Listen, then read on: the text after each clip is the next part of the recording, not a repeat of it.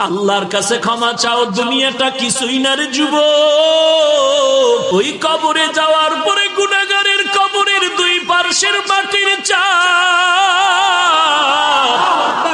পাথরের হার চুরমার হয়ে যাবে। একটা নয়, দুটো নয়, 70 থেকে 99টা সাপের কামড়।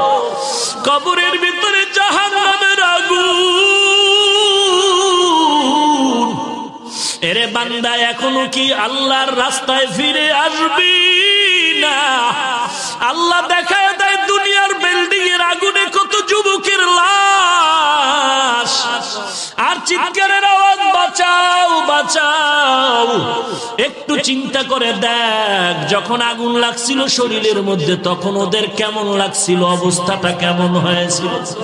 ওরা যখন আগুনের মধ্যে সবাই জানালা দিয়া হাত দিয়া কয়, কে আছো, আমাদের বাঁচাও। আমাদের ডানে আগুন, বামে আগুন, চতুর্দিকে আগুন।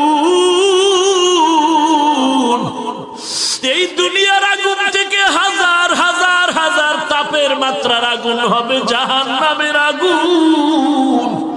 এরে যুবক, পায়ে হাত রেখে বলি, পাও দুইটা আগাইয়া দাও।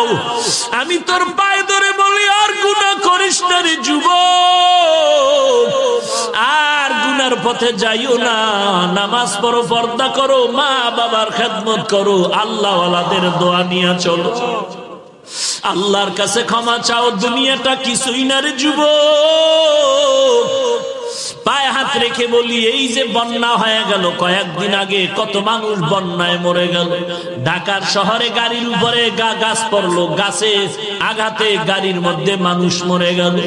এরে বান্দা, এখান থেকে ঘরে যাওয়ার কোনো গ্যারান্টি নাই। আবার রাত্রেবেলা ঘুমাবি, ভোরবেলা উঠার কোনো গ্যারান্টি নাই। পায়ে হাত রেখে বলি, রে বাবা, তোর মতো যুবক স্কুলে পড়ে নামাজ ছাড়ে না, তুমি কেন পারবা না?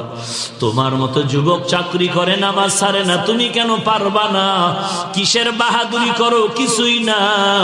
পায়ে হাত রেখে বলি, তওবা করে না, ও চোখের পানি ছেড়ে আল্লাহর কাছে ক্ষমা চাও, আর বলো, আল্লাহ, এই ময়দানে আমার মতো গুনাহগার কেউ নাই, তুমি মাফ করে দাও।